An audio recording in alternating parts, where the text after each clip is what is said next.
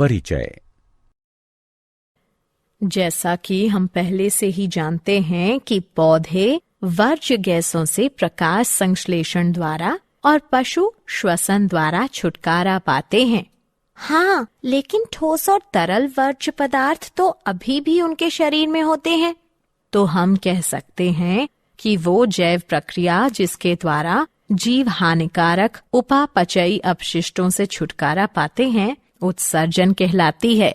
ये उत्सर्जन अलग अलग जीवों में अलग अलग तरह से होता है। हाँ, एक कोशिकीय जीव इन अपशिष्टों को साधारण विसरण द्वारा शरीर के बाहर स्थित जल में निकाल देते हैं।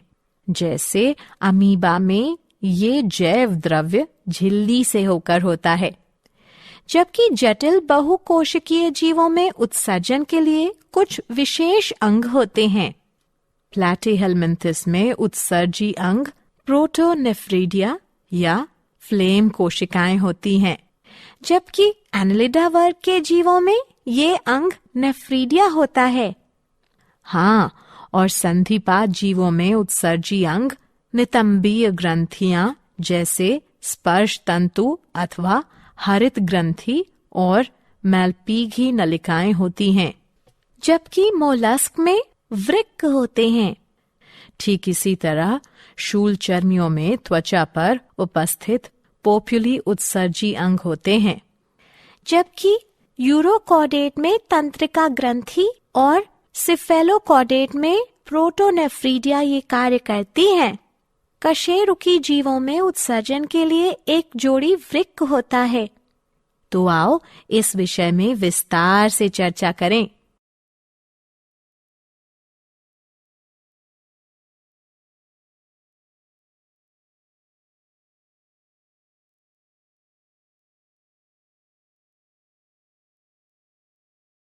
उद्देश्य। इस पाठ के अंत में आप निम्न करने में सक्षम हो जाएंगे: पशुओं और पौधों में उत्सर्जन को समझना, उत्सर्जन के प्रकारों के बारे में जानना, मानव में उत्सर्जन को समझना, उत्सर्जन संबंधी सभी अंगों के बारे में जानना, फेफड़ों द्वारा होने वाले उत्सर्जन को समझना, त्वचा से होने वाले उत्सर्जन के बारे में जानना, बृहदांत्र से होने वाले उत्सर्जन को समझना,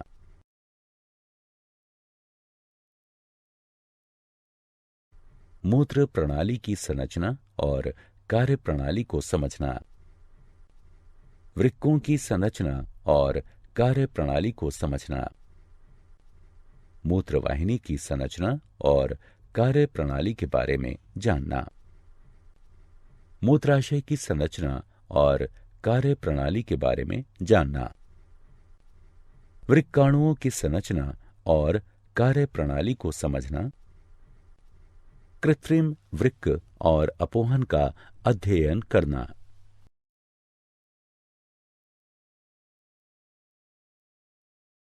मानव में उत्सर्जन। मानव में प्राथमिक उत्सर्जन तंत्र में एक जोड़ी वृक्क, एक जोड़ी मूत्रवाहिनी, एक मूत्राशय और एक मूत्र मार्ग होता है, जबकि मनुष्य के माध्यमिक उत्सर्जन तंत्र में फेफड़े, त्वचा, बड़ी आंत और यकृत शामिल हैं। फेफड़ों द्वारा उत्सर्जन। फेफड़े श्वसन के समय उत्पन्न हुई कार्बन डाइऑक्साइड और जल वाष्प का उत्सर्जन करते हैं।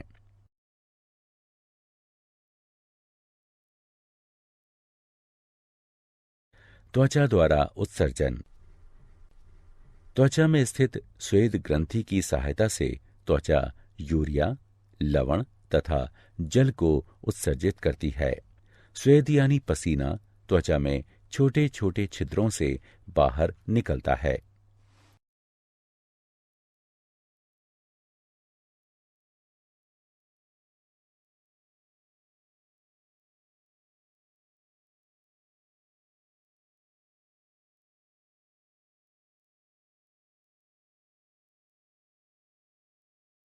बृहदांत्र द्वारा उत्सर्जन। बृहदांत्र गुदा की सहायता से ना पचने योग्य भोजन को मल के रूप में बाहर निकाल देती है। यह अपशिष्ट पदार्थों का भंडारण क्षेत्र है, जहां ये बाहर निकाले जाने की प्रतीक्षा करते हैं।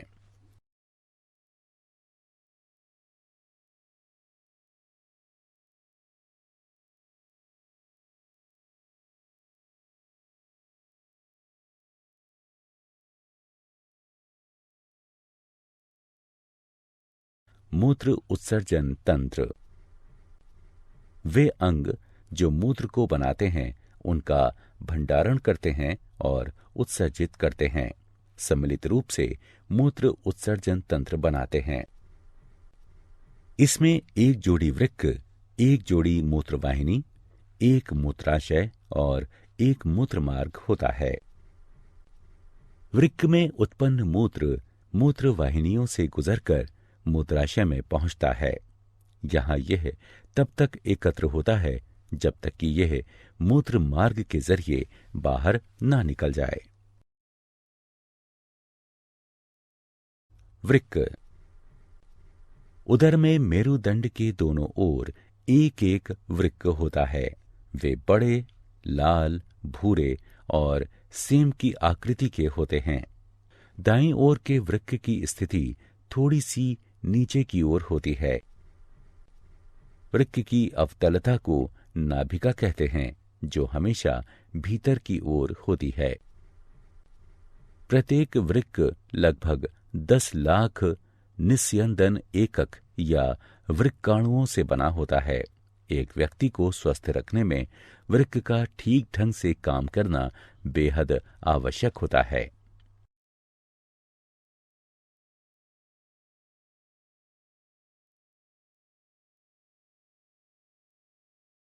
वृक्काणु। वृक्क के बाहरी भाग में वृक्काणु संवलित होकर वृक्कीय छाल बनाते हैं और मध्य भाग में सीधा जाते हुए वृक्कीय मज्जा का निर्माण करते हैं। वृक्काणु वृक्क की कार्यात्मक इकाई होते हैं। प्रत्येक वृक्काणु एक लंबी कुंडलित नली जैसी संरचना होता है, जो रुधिर से नाइट्रोजन युक्त अपशिष्टों को छानता है और मूत्र का निर्माण करता है। यूरिया मूत्र में उपस्थित मुख्य नाइट्रोजन युक्त अपशिष्ट होता है, इसलिए मनुष्य एक उत्सर्जक के रूप में यूरियोटेलिक है।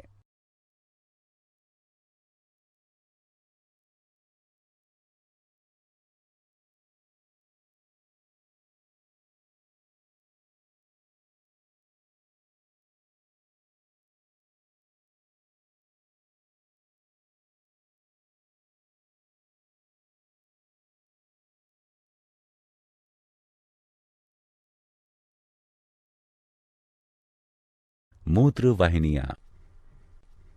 ये लंबी, संकरी, पतली भित्ति वाली नली जैसी संरचनाएं होती हैं, जो वृक्क की नाभिका से प्रारंभ होकर नीचे की तरफ जाती हुई मूत्राशय से मिलती हैं। मूत्रवाहिनियां मूत्र को वृक्क से मूत्राशय तक क्रमाकुंचन द्वारा ले जाती हैं। मूत्राशय। मूत्राशय एक पतली भित्ति वाली, लचीली, नाशपाती के आकार की और प्रासार्य थैली होती है, जो उदर के निचले भाग में स्थित होती है। मूत्राशय मूत्र की अस्थायी भंडारण करने की थैली होती है। मूत्राशय कोमल मांसपेशियों से बना होता है, इसलिए यह तंत्रिका तंत्र के नियंत्रण में होता है। यही वजह है कि हम मूत्र त्याग करने की इच्छा को नियंत्रित कर सकते हैं। मूत्र मार्ग। मूत्र मार्ग एक मांसपेशीय और नलीदार संरचना है, जो मूत्राशय से शरीर के बाहर तक होता है। मूत्र मार्ग ही मूत्र को शरीर से बाहर निकालता है। बोमन संपुट। बोमन संपुट 2 भित्ति वाला एक कप होता है, जो वृक्कीय छाल में उपस्थित होता है। यह समतल कोशिकाओं से बनी पतली और अर्धपारदर्शी उपकला का बना होता है। बोमन संपुट के विवर में रुधिर कोशिकाओं का एक गुच्छा होता है जिसे ग्लोमेरुलस कहते हैं। यह अभिवाही धमनी के विभाजित होने के फलस्वरूप बनता है। बोमन संपुट और ग्लोमेरुलस को सम्मिलित रूप से मैलपीघी का अथवा वृक्कीय संपुट कहते हैं। ग्लोमेरुलस वह जगह है जहां दाब के अंतर्गत छनन होता है, जिसे अति सूक्ष्म छनन कहते हैं। इस प्रकार बना हुआ निस्यंद ग्लोमेरुलर अथवा वृक्कीय निस्यंद कहलाता है। वृक्कीय नलिकाएं। वृक्कीय नलिका लंबी और कुंडलित होती है तथा 3 भागों में बटी होती है। निकटस्थ संवलित नलिका, हेनले का लूप, दूरस्थ संवलित नलिका। निकटस्थ संवलित नलिका वृक्क का संवलित भाग होती है तथा वृक्कीय छाल में स्थित होती है। यहाँ वृक्कीय निस्यंद से सोडियम, कैल्शियम, अमीनो अम्ल इत्यादि का चयनित पुनरावशोषण होता है। हेनले का लूप नलिका का यू आकृति का भाग होता है तथा वृक्कीय मज्जा में उपस्थित होता है। यह 2 शाखाओं का बना होता है। अवरोही शाखा यह पतली भित्ति की होती है तथा आरोही शाखा यह मोटी भित्ति की बनी होती है। अवरोही शाखा जल के लिए पारदर्शी होती है, किंतु खनिजों जैसे सोडियम क्लोराइड के लिए अपारदर्शी होती है। आरोही शाखा खनिजों जैसे सोडियम क्लोराइड के लिए तो पारदर्शी होती है, किंतु जल के लिए अपारदर्शी होती है। यहाँ मूत्र की सांद्रता बढ़ती है। दूरस्थ संवलित नलिका वह संवलित भाग है जो वृक्कीय मज्जा में स्थित होता है। यह संग्राही नलिका में खुलता है। वृक्कीय निस्यंद में उपस्थित अधिकतम जल की मात्रा दूरस्थ संवलित नलिका तथा संग्राही नलिका की भित्ति द्वारा पुनरवशोषित हो जाती है।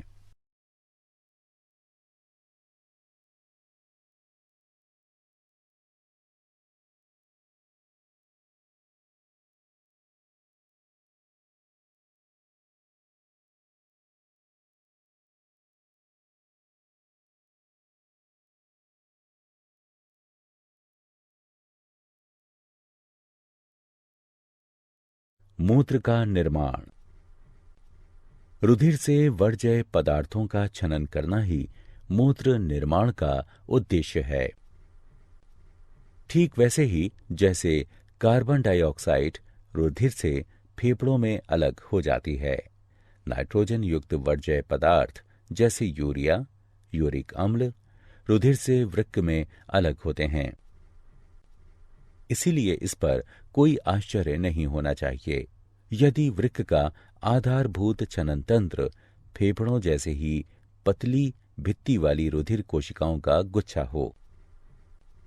वृक्क में प्रत्येक रुधिर कोशिका गुच्छ नली के कप की आकृति वाले छोर से संबद्ध होता है, जिसमें मूत्र निस्यंद एकत्रित होता है। प्रारंभिक निस्यंद में कुछ पदार्थ जैसे ग्लूकोज, अमीनो अम्ल, लवण और जल की बड़ी मात्रा उपस्थित होती है, जो नलिका में मूत्र के आगे बढ़ने पर चयन द्वारा पुनरवशोषित हो जाती है। जल का पुनरवशोषण इस बात पर निर्भर करता है कि शरीर में जल की कितनी अतिरिक्त मात्रा उपस्थित है और उसमें घुले अपशिष्ट पदार्थों की कितनी मात्रा है जिनका उत्सर्जन होना है। मूत्र का भंडारण मूत्राशय में तब तक होता है जब तक उसमें दबाव इतना बढ़ जाए कि मूत्र मार्ग द्वारा मूत्र त्याग करने की इच्छा होने लगे।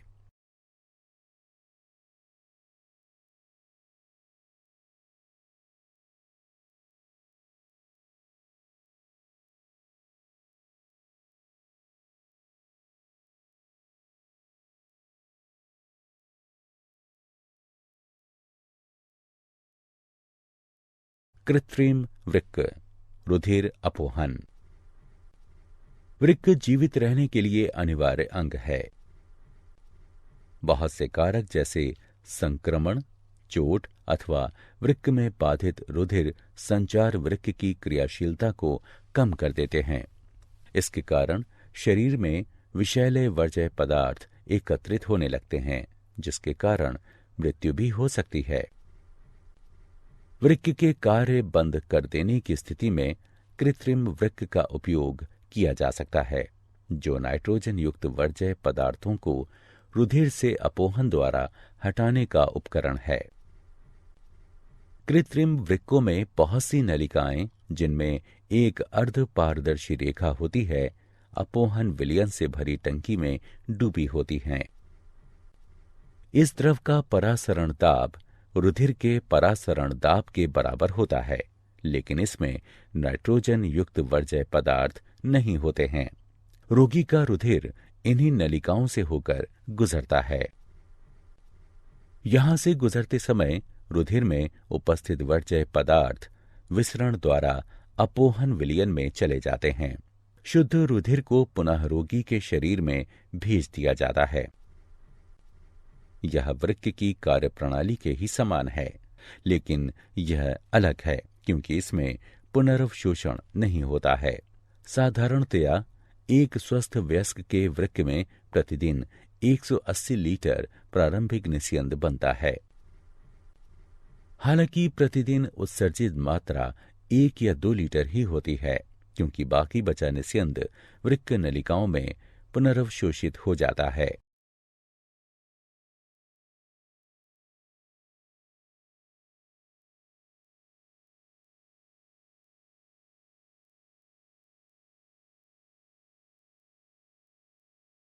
पौधों में उत्सर्जन। पौधों में उत्सर्जन पशुओं से अलग दूसरे ही तरह से होता है। प्रकाश संश्लेषण के समय बनी ऑक्सीजन ही इनमें वर्ज्य पदार्थ होती है। हम पहले ही चर्चा कर चुके हैं कि पौधे कार्बन डाइऑक्साइड और ऑक्सीजन का किस प्रकार नियमन करते हैं। वे वाष्पोत्सर्जन द्वारा जल की अतिरिक्त मात्रा को उत्सर्जित कर देते हैं। दूसरे अपशिष्ट पदार्थ उनके उत्तकों में उपस्थित मृत कोशिकाओं में रहते हैं। पौधों को अपने कुछ भागों जैसे पत्तियों को खोकर ही वर्ज्य पदार्थों से छुटकारा मिलता है। बहुत से अपशिष्ट पदार्थों का भंडारण कोशिकीय रिक्तिकाओं में होता है। वर्ज्य पदार्थ पत्तियों में एकत्रित हो जाते हैं, जो बाद में टूट जाती हैं। दूसरे वर्ज्य पदार्थ जैसे रेजिन और गोंद पुराने जाइलम में एकत्रित होते हैं। पौधे कुछ अपशिष्ट पदार्थों को अपने आसपास की मृदा में भी उत्सर्जित करते हैं।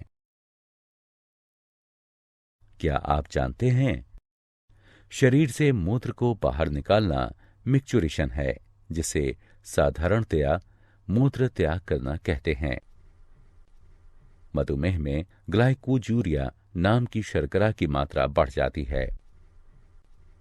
एक सामान्य व्यक्ति एक दिन में 1.5 से 1.8 लीटर मूत्र का त्याग करता है। मादा में मूत्रवाहिनी से केवल मूत्र आता है, जबकि नर में मूत्र और शुक्राणु दोनों, इसलिए नर में इसे मूत्र जनन नलिका कहते हैं।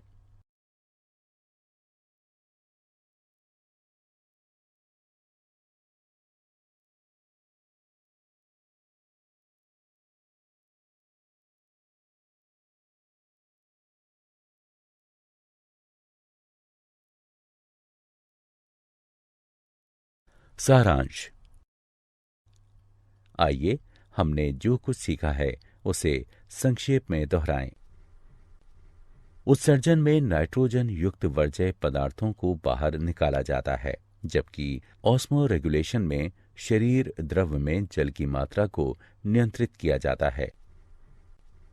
अलग अलग पशुओं में अलग अलग उत्सर्जी अंग होते हैं, जबकि निम्न स्तरीय जीवों में शरीर की त्वचा से ही उत्सर्जन होता है।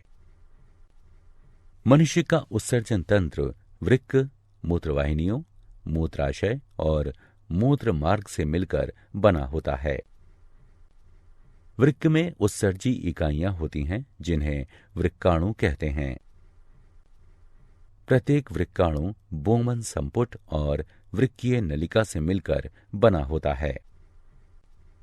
बोमन संपुट में ग्लोमेरुलस होता है जिसमें अति सूक्ष्म छनन होता है, जबकि वृक्कीय नलिकाओं में चयनित पुनरवशोषण होता है। रुधिर अपोहन उस व्यक्ति के रुधिर से नाइट्रोजन युक्त वर्ज्य पदार्थों को कृत्रिम वृक्क की सहायता से निकालने की क्रिया है जिसका वृक्क खराब हो चुका हो। पौधों में ऑक्सीजन और अतिरिक्त जल रंध्रों द्वारा बाहर निकल जाता है।